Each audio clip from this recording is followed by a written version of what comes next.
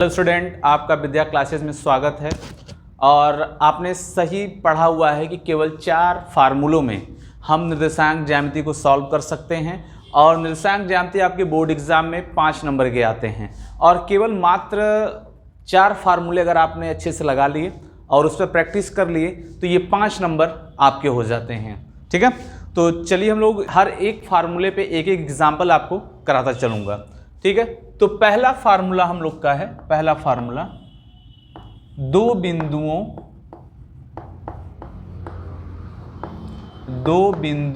के बीच की दूरी का फार्मूला पहला। अब देखिए, जैसे हमारे पास 2 बिंदु हो गए, एक हो गया A, एक हो गया B। ठीक है, इसका कोऑर्डिनेट हो गया x1 y1, इसका कोऑर्डिनेट हो गया x2 y2। ठीक है, अब ये 2 बिंदुओं के बीच की दूरी, मतलब यहाँ से यहाँ तक कितनी दूरी होगी, इसका फार्मूला हमें लगाना है। तो AB के बीच की दूरी, AB के बीच की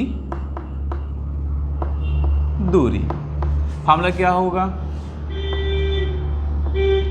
अब देखिए, हमारे पास पहले निर्देशांक को आप x1 y1 मानिए, दूसरे निर्देशांक को x2 और y2 मानिए। ठीक है, अब इनकी बीच की दूरी का फार्मूला बनाना है।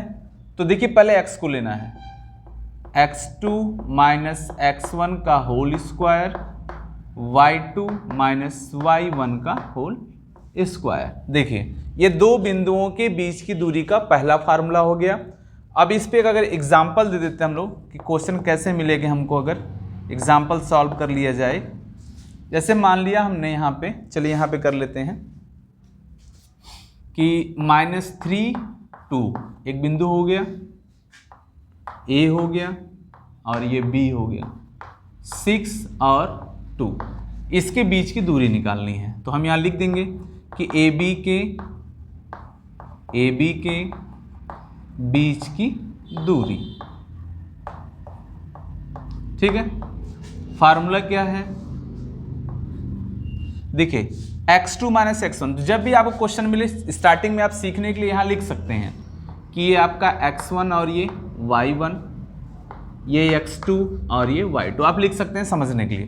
पहले बुलाया गया है x2 यानी 6 माइनस, फिर बुलाया गया है x1 देखिए माइनस है, इस माइनस को लेके यहाँ आएंगे तो माइनस माइनस मिलके क्या हो जाएंगे, प्लस का होल स्क्वायर। फिर ब्रैकेट में है y2 यानी 2, y1 कौन हो गया, -2 का होल स्क्वायर। नेक्स्ट चलते हैं, 6 और 3 9 का स्क्वायर, 2 में से 2 कट गया 0, तो 0 का स्क्वायर छोड़ देते हैं। 9 9 जा 81, 81 किसका होता है, 9 मात्रक, ये लास्ट में मात्रक जरूर लिखा करिए। ठीक है, क्योंकि देखिए बीच की दूरी, मात्रक लिखने का क्या मतलब हो गया कि बीच की दूरी है तो या तो मीटर में आया होगा, या तो सेंटीमीटर में आया होगा, तो किलोमीटर में आया होगा। क्योंकि निर्देशांक में ये वैल्यू नहीं लिखी जाती, नहीं दी जाती, तो लास्ट में हम केवल मात्रक लिख देते हैं। ठीक है, ये मेरा रहा पहला फार्मूला और सबसे सिंपल फार्मूला। और जैसा मैंने बताया, केवल 4 फार्मूले से आप 5 अंक पा सकते हैं। ठीक है, चलिए नेक्स्ट फार्मूला क्या है, संरेख होने का प्रतिबंध। पहले संरेख किसे कहते हैं? यदि 3 बिंदु A मान लिया इसको, बिंदु B और बिंदु C, तीनों एक ही रेखा में हैं, तीनों क्या हैं, एक ही सीध में हैं, तो इसे कहा जाता है संरेख। मतलब एक लाइन खींच दिया हमने सीधा, उसमें A मिल गया, B मिल गया, C मिल गया। ऐसे रेखा को या ऐसे बिंदुओं को हम लोग कौन सा कहते हैं, संरेख। संरेख होने का प्रतिबंध। अब देखिए, संरेख होने के क्या प्रतिबंध होते हैं। संरेख होने का प्रतिबंध क्या हो गया कि ये दोनों छोटी भुजा हैं, AB और BC, ये दोनों छोटी भुजा हैं, इन दोनों का योग बड़ी भुजा के योग के क्या आना चाहिए, बराबर आना चाहिए। अगर ऐसा होता है तो संरेख, नहीं होता तो संरेख नहीं है। समझिए, पहले क्या करना है, दो छोटी भुजाओं मतलब इसके बीच की दूरी निकाल लीजिए, इसके और इसके बीच की दूरी निकाल के जोड़ दीजिए। फिर AC, A और C के बीच की दूरी निकाल दीजिए, और अगर दोनों सेम आते हैं तो ये तीनों संरेख में हैं, वरना नहीं है। कम हुआ तो भी नहीं, ज़्यादा हुआ तो भी नहीं, इक्वल हुआ तभी हाँ बोला जाएगा। ठीक है, तो अगर मान लो इस हिसाब से अगर हमने फिगर बनाया है तब तो क्या होंगे, दो छोटी भुजाओं का योग, ऐसे लिखिए, दो छोटी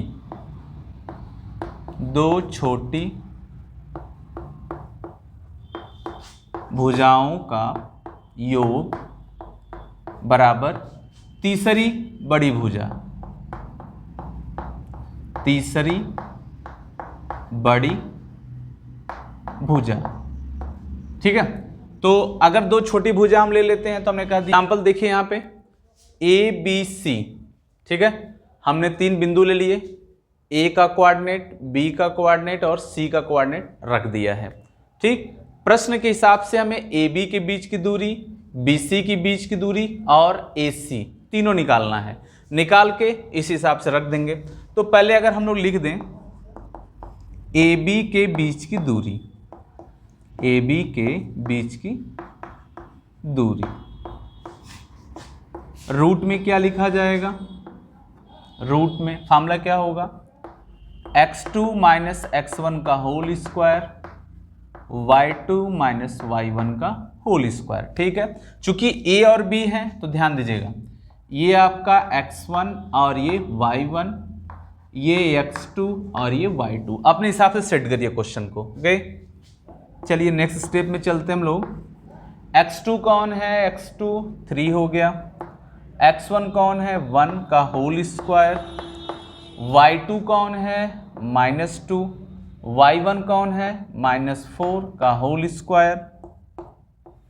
सॉल्व करते हैं, 3 में से अगर 1 कर देगा तो कितना हो जाएगा, 2 का स्क्वायर -6 का स्क्वायर। ठीक है, देख लेते हैं कहाँ तक आ रहा है, ऐसा ना हो कि मैं लिख दूँ और चलो अभी तक तो मेरे हिसाब से सही आ रहा है। ठीक है, यहीं पे वर्ग कर देते हैं, फटाक से लिख देते हैं। 2 का वर्ग कितना हो जाएगा, चलो छोटा सा बना देते हैं यहीं पे,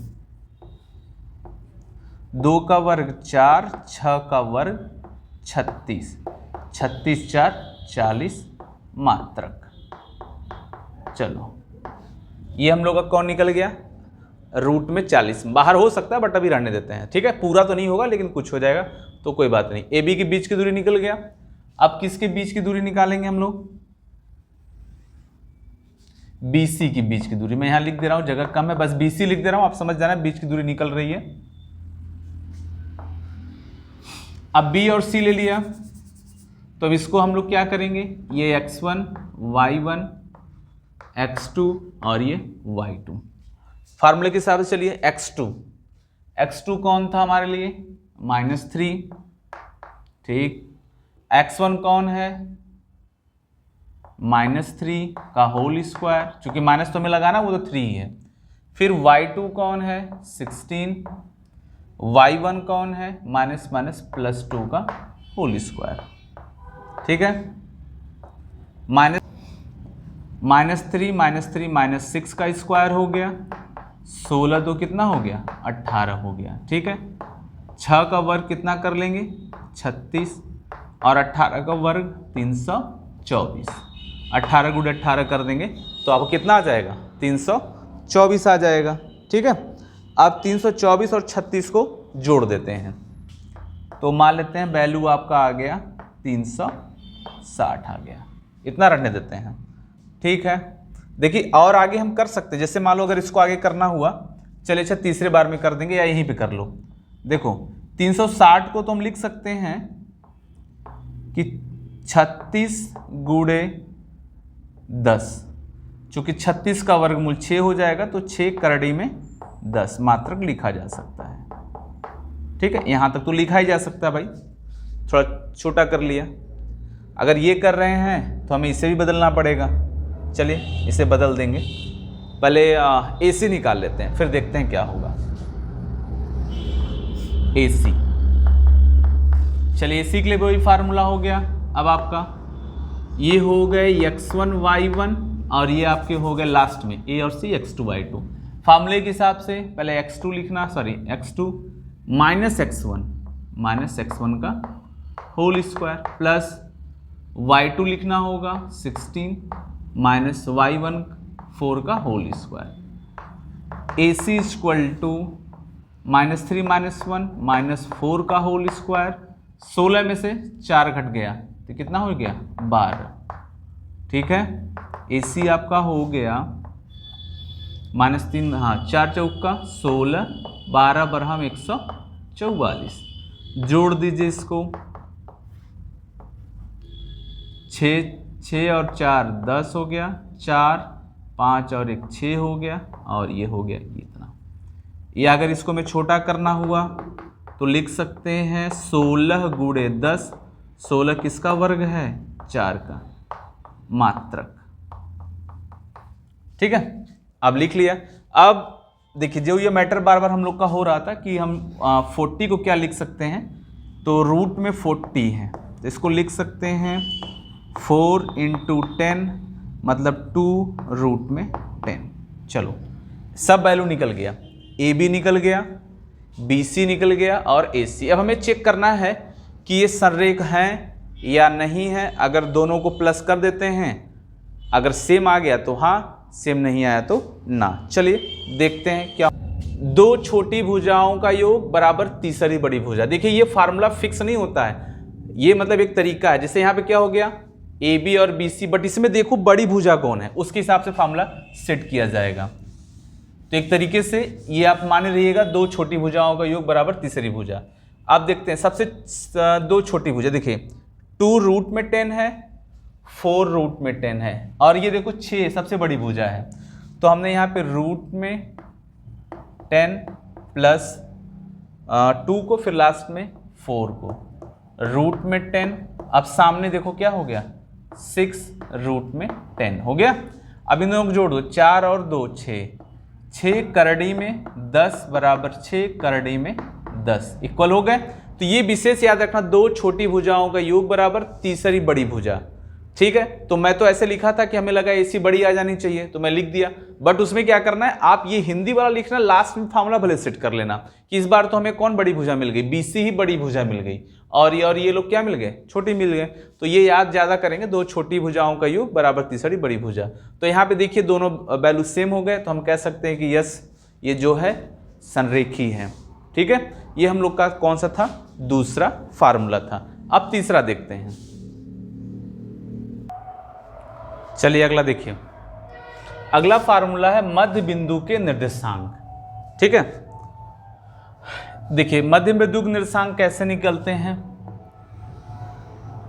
ये आपका पहला बिंदु A और दूसरा बिंदु B, इसका कोऑर्डिनेट हो गया x1 y1, इसका कोऑर्डिनेट हो गया x2 y2। मान लिया मध्य बिंदु हो गया P। ठीक है, मध्य बिंदु P का निर्देशांक। ठीक है, कैसे निकलेंगे देखिएगा, ये x1 ये y1 ये x2 और ये y2। तो मध्य बिंदु को आपको हमेशा xy मानना होगा। क्या मानना होगा, xy। तो x कैसे निकलेगा, x1 प्लस x2 अपॉन में 2 means x1 plus x2 upon में 2। y कैसे निकलेगा, y1 प्लस y2 अपॉन में 2।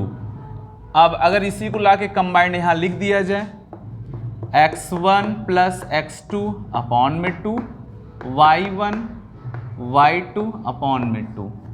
ये क्या निकल गए, आपके मध्य बिंदु के निर्देशांक निकल गए। अगर इसी पे हमको एग्जाम्पल सॉल्व करना हुआ, देखिए बहुत सिंपल इसका एग्जाम्पल होगा। चलिए यहाँ करा लेते हैं हम लोग। चलो यहीं पे कर देते हैं। मालूम हो गया 3 और 4, एक पॉइंट ये हो गया और एक हो गया 6 और 2। ये मध्य बिंदु के निर्देशांक निकालने हैं, P का वैल्यू, जिसको आप पूरा लिखना मध्य बिंदु का निर्देशांक। तो कैसे निकालेंगे, x1 plus x2 3 plus 6 by 2, y1 plus y2 4 plus 2 by 2। 6 और 3 कितना हो गया 9, 9 बाई 2, 4 और 2 कितना हो गया 6, 6 बाई 2 का मतलब कट करने के बाद कितना हो गया 3। ये देखिए ये आपके मध्य बिंदु के क्या निकल गए, निर्देशांक निकल गए। लास्ट फार्मूला हम लोग का सबसे मोस्ट फार्मूला जो एग्जाम में 100% इस पे बेस्ड क्वेश्चन आते हैं, रेखाखंड का अंतःविभाजन। इसको मत मिस करिएगा, आप पूरे ध्यान से पढ़िएगा क्योंकि इसी पे आपको नंबर मिलने वाले हैं। ये अगर बड़े नंबर के क्वेश्चन आते हैं तो इसी पे आधारित आते हैं, बाकी 1 नंबर या ऑप्शनल या 2 नंबर इस पर आते हैं। तो इसको बहुत धैर्य से देखिएगा। चलिए हम लोग स्टार्ट करते हैं। चलिए देखिए, ये आपकी एक रेखा हो गए, इसका कोऑर्डिनेट हो गया x1 y1, इसका कोऑर्डिनेट हो गया x2 y2, ठीक, और ये हो गए P। ये देखिए मध्य बिंदु नहीं है, ये मध्य बिंदु नहीं, इसके बीच में कहीं पर भी है। ये A हो गया और ये B हो गया। देखिए क्वेश्चन में आपको 2 बिंदु दिया रहेगा और किस अनुपात में काट रहे हैं ये मान दिया होगा। ये M1 और ये क्या हो गया M2। तो आपसे इसका निर्देशांक पूछेगा। हमने पहला निर्देशांक फिक्स कर लिया था x y, इसके पहले निर्देशांक हमने फिक्स कर लिए थे। अब देखो पहले फार्मूला देख लेते हैं क्या होगा। x = अगर ये निकालना हो तो M1, जैसे M1 लिखोगे यहाँ पे 2 लिख देना, x2 M2 x1 अपॉन में M1 प्लस M2। ओके, ऐसे ही y निकालना हुआ तो M1 y2 M2 y1 upon में M1 प्लस M2।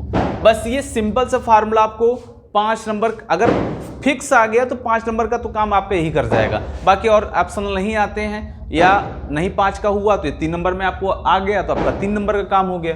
जैसे एग्जांपल मैं दे लेता हूं कि यहाँ पे 3 और 2 लिख लिया, 3 2, और यहाँ पे 6 और 0 कर लिया, यहाँ पे हमने P लिख लिया और लिख दिया कि 3 संबंधित 2 के अनुपात में काटते हैं। तो सबसे पहले आप चूंकि जिन बच्चों को ना पता हो, जो अभी सीख रहे हो, तो पहला काम वो हमेशा कर लिया करें। ये x1, ये y1, ये x2 और ये y2, इसको मान लेंगे। यह m1 और ये कौन हो गया m2। एक बार अपने हिसाब से लिख लेंगे तो उनको हो जाएगा कि हाँ m1 कौन m2 कौन, वैल्यू रख लेंगे। ठीक, अब हमें क्या करना है, इसका निर्देशांक बताना है x y का। तो x = फार्मूला देखो क्या लिखा है, m1 कौन हो गया 3, x2 कौन हो गया 6, m2 कौन हो गया 2, x1 कौन हो गया 3 अपॉन में 3 + 2। x = 6 × 18 लिख दो, 2 3 6 और 3 2 5, 18 2 20, 4 24 बटे में 5। किसका वैल्यू निकल गया, x का। ऐसे ही y का निकाल लेते हैं। m1 कौन 3, y2 कौन 0 प्लस m2 कौन 2, y1 कौन 2। ओके, देखिए वैल्यू बस आपको रखते चले जाना है। अपॉन में m1 प्लस m2, अपॉन में m1 प्लस m2। m1 कौन है 3 + 2, 3 + 2 रख लिया। y अगर 3 का 0 में गुणा तो 0 हो गया, 2 दूना 4 और नीचे 5। देखिए x और y वैल्यू आपके निकल गए। अब ये तो रहा आपका एक बेसिक, ठीक है। लेकिन यहाँ पे हमने केवल 2 भागों में बांटा है। कितने भागों में बांटा है, 2 भागों में। एग्जाम में आपको आएगा कि आपने 3 भागों में बांट दिया या फिर 4 भागों में बांट दिया, तो उसको कैसे सॉल्व करेंगे या उसके निर्देशांक कैसे निकालेंगे, ये ज़्यादा इंपॉर्टेंट है। तो आइए हम आपको समझा देते हैं। उसमें आपको m1 m2 नहीं दिया रहता है, ठीक है। देखिए इसी पे ज़्यादा इंपॉर्टेंट क्वेश्चन आने वाले हैं। अब देखिए जैसे A हो गया, B हो गया, C हो गया और ये D हो गया। 1 भाग, 2 भाग और 3 भाग में बट गया। अब ये देखना होता है, ध्यान दीजिएगा, कि मान लो हमें B के निर्देशांक निकालने हैं, पहले B के। तो यहाँ से यहाँ तक कै भाग है, पहला भाग 1 लिख लेना, मीन्स ये इसके लिए क्या हो गया, ये 1 हो गया। फिर यहाँ से यहाँ तक 1 2 यानी ये हो गया 2। तो देखो जो ये 1 हम लिखे हैं ये हमारे लिए m1 हो गया और ये कौन हो गया m2। किसके लिए, B के निर्देशांक के लिए। क्लियर है ना। ये बी के निर्देशांक के लिए हो गया। मान लो अगर हम सी पे चले आए, फिर नीचे ड्रॉ करता हूँ मैं, ए लिख लिया, बी हो गया, सी हो गया और ये डी। अब सी पे आ गया तो यहाँ से यहाँ तक कितना 1 2, तो m1 जो हो गया वो 2 हो गया और m2 जो हो गया 1 भाग है, तो ऐसे हो गया। तो ये m1 और m2 ऐसे बढ़ते हैं। आप पार्ट पता कर लेना, पहले में है तो पहला, बाकी यहाँ तक है तो m2 हो गया, वो दोनों m2 हो गए। सी के लिए पहुँचे तो ये 2 हो गया, ये 1 हो गया। तो यहाँ से हम m1 और m2 बड़े आसानी से निकाल सकते हैं। और मैं कुछ चीज़ बता दे रहा हूँ, जैसे आपको कभी क्वेश्चन में बोल दें x अक्ष का निर्देशांक, x अक्ष का निर्देशांक, तो ध्यान देना x अक्ष का निर्देशांक मीन्स x पे तो है लेकिन y पे नहीं है, तो ये वैल्यू होता है। अगर कभी पूछ दे y अक्ष का निर्देशांक, y अक्ष का निर्देशांक, तब क्या लिख देना 0 और y। तीसरा मोस्ट इंपॉर्टेंट, कभी आपको अनुपात ही ना दे, जैसे बोले किस अनुपात में विभाजित करता है, किस अनुपात में, तो उस समय मान लेना कि माना अनुपात के रेशियो 1 है। ठीक है, इतना आप कंठस्थ करके रखिएगा। फिर नेक्स्ट वीडियो में हम जब आएंगे तो इस पे आधारित सभी क्वेश्चनों को लेके आएंगे और आपके जितने भी डाउट होंगे वो सब क्लियर हो जाएंगे। तो हाँ, आपने एकदम सही सुना, केवल मात्र 4 फार्मूलों में आप निर्देशांक ज्यामिति के सारे क्वेश्चन को सॉल्व कर सकते हैं और केवल 4 फार्मूला पढ़ के आप 5 नंबर की तैयारी कर सकते हैं, जो कि बोर्ड एग्जाम में बहुत ही ज़्यादा मोस्ट इंपॉर्टेंट क्वेश्चन की भूमिका अदा करेंगे। तो इस वीडियो को पूरे ध्यान से देखिए और हमारे साथ बने रहिए। धन्यवाद, बेस्ट ऑफ लक।